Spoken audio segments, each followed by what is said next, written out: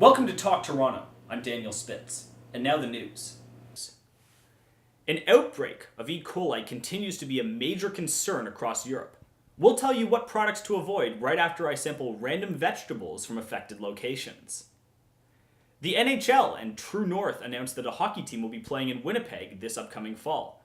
13,000 seasons tickets took 17 minutes to sell out, or in Manitoba time, 15 years.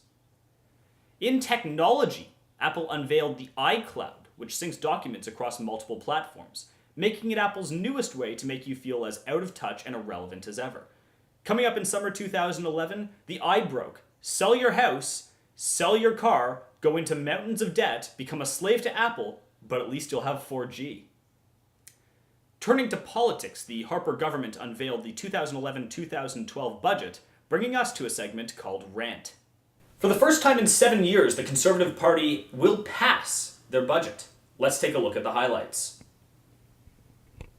Stephen Harper, you can finally do you.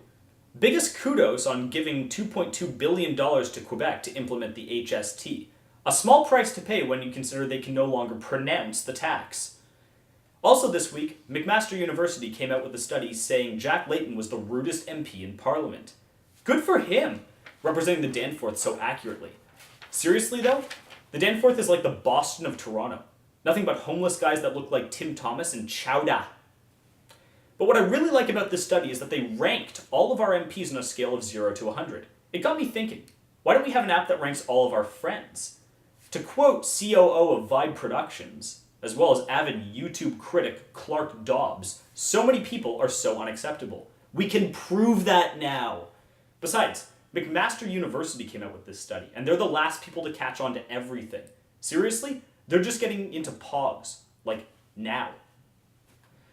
It turns out our biggest threat to democracy isn't losing the $2 per subsidy vote given to political parties, as Uncle Jack had predicted, but rather 21-year-old Paige Brigitte de Pape, who stole the show during the throne speech with a Stop Harper sign on the Commons floor. Michael Moore later tweeted his endorsement, calling it a historic moment for Canada. Moore then proceeded to eat Twitter alongside some fingerling potatoes and a red-eye. But seriously though, we cannot have Pages holding up signs in Parliament. I would have thrown the book at her, and just to be ironic, I would have done it out of chapters. All of this leads to a $36.2 billion deficit for the upcoming fiscal year. Not to go all Hall & Oates here, but $36.2 billion? This translates into major cuts to fisheries, the Bank of Canada, as well as national historic sites. A spokesperson for these three places said, Cha-ching! You don't say. So how do you think the Conservatives responded to all these job losses? Guess what? They eliminated the mandatory retirement age. This means that Nan and Pop can operate that chip wagon one more summer on Highway 41 on the route to Caladar. Cut to Pop. You want some gravy on your face? To sum it up, under a majority government, democracy is not dead. No, indeed, it's Pearl Jam alive. It's just that we as Canadians aren't used to a majority. It's kind of analogous to coming home, opening up your fridge and being like, who lives here? To sum it up, big ups to the PMO, chin ups to the EMO. Rant. More news from the E. Coli saga. The Hamburg Institute for Hygiene had linked the strain to Spanish cucumbers, but it turns out they were wrong. Good news for Will Ferrell's next movie, Cucumbers with Benefits. In support of the Canucks, Boston Pizza has temporarily renamed their locations to Vancouver Pizza. The idea isn't new, as BP did the exact same thing last year with Montreal, making their marketing concepts about as fresh as their pasta. In science, the Union of Chemistry and Physics added elements 114 and 116 to the periodic table. The two elements only last a millisecond before decaying, or at least that's what 115 said. As a side note, the Union of Chemistry and Physics was strictly plutonic. Rapper Eminem is back in the spotlight this week, having released a song called A Kiss, which takes a shot at Lady Gaga, referring to her as a male lady, as well as taking shots at Justin Bieber and Katy Perry. In addition, M is being countersued by Audi this week for copyright infringement in use of his song Lose Yourself. Now, we're sure that M's going to appear on the show, but we think he's running a little bit on the late side. So just in case, we're going to introduce the second greatest rapper alive. His CD, In the Face of No Agreement, has a release party this July the 2nd. Please welcome MC FUBB. Nice to have you here, FUBB. Well, that's quite an introduction, thank you. Well, that's high praise for a great artist like yourself. Thanks, man. Tell us about your new album, In the Face of No Agreement. Well, In the Face of No Agreement is my first full-length album. It's produced exclusively by an artist named Noise from Brampton. And yeah, it's 14 tracks. It's got some features on it. And In the Face of No Agreement is really just, the theme of that has to do with standing for something in the world and really having a lot of people around you that don't stand for the same thing. That's great. Can you tell me about some of your influences growing up? Influences, definitely a lot of the more conscious rappers, so De La Soul, Mos Def, E.Coli, Common, KRS-One, Rakim, The Roots, Black Thought is my favorite rapper right now, so yeah. What about a Tribe Called Quest? Yeah, Tribe's dope. Yeah, definitely. They're one of my favorite groups. Me and Q-Tip are pretty close. Really? Yeah, I was showering like half an hour ago and Q-Tip joined me right afterwards, you know? What? Put Q-Tip in my ear. Oh, just fills me with knowledge. Know what I'm saying? Yeah. So you like Q-Tips is what you're saying? Yeah, Q-Tip. Oh, the artist Q-Tip. Yeah. You know, I mean, he's mostly cotton these days, but you know, I mean, they have this wonderful discount going on at Shoppers right now. It's like $4.99. Hold on. You get like 500 of them, and so but you know that there's two different things. There's Q-Tip the artist and Q-Tip the product that you put in your ear, right? I'm sorry? Are you serious right now? Are you? What kind? Whoa! You come on my show, and you're telling me what rap music is all about? I am rap music. What? You want to battle? No. What are you talking about, man?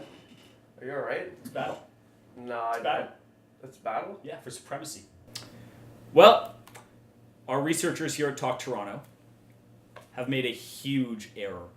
Clearly, Q-Tip the person and Q-Tip the hygienic product happen to be two very different things according to Wikipedia and most other sources online. So, my apologies to MC FUBB, but In the Face of No Agreement, from his new album, here's Dream. My rhymes pierce through facades of superficiality. Through verses I'm creating my reality. Technicalities are relevant, unseen the way I'm getting it. Talk about the future, but the past I'm not forgetting it. Used to think my art could be perfected, then I realized my eclecticness was so diverse that in reality there was no requisite for what I'm doing in this world. Being on the precipice, it's every moment past creates a genesis, a space to live into. Calling to these fiends I won't give into. Begin to see the facts about myself that's keeping me limited. Most don't wanna look at this shit, but I be living different than kids. Ain't no fast food, I'm spitting lyrics that'll stick to your ears. Most don't see how gifted it is, how mentally lifted it is. Ripping and giving the truth, deliver the proof of how prolific it is. Said it, I check it, I rip it, I reckon I said it, I'm not here guessing it is. Rhythm attacking, I'm asking how the fuck you gonna be messing with this? Dream. MC FUBB, everyone. More breaking news about E.Coli. A benefit concert has been announced to aid farmers. The concert will be headlined by Muddy Waters. Leonard Stern, the creator of Mad Libs, as well as the TV series Macmillan and Wife, has passed away at the age of 87. Wow. His funeral must have been a really ubiquitous fish. And finally tonight, Canada Post officials have changed their strategy of rolling strikes to working 3 days a week, or as it's known in the postal industry, full-time. Well, that's the news. Thank you very much for tuning in this season. A few thank yous before we go. First, my director, Matthew Gorman. Matt came in with an incredible vision and took this show to levels that only Super Mario knew beforehand. My cameraman, Ryan Markula, who has an incredible eye for graphics and made me look really good in HD as well. To the 11 incredible guests who so unselfishly came on here and took the time to embody their characters, a big thank you to them. You brought an unparalleled energy to this show and made it way more fun for me to do this. To my family as well, for being always supportive during my endeavors. Before I go, I wanted to say a quick word about Roger Abbott. When I was 10 years old, Roger got access to my scripts, and my mom sent the scripts to him for an Air Farce taping, and he singled me out, saying, "One day we're all going to be working for you." And those words have always really stuck with me, and Air Farce from then on started to be a major inspiration in my pursuit of funny.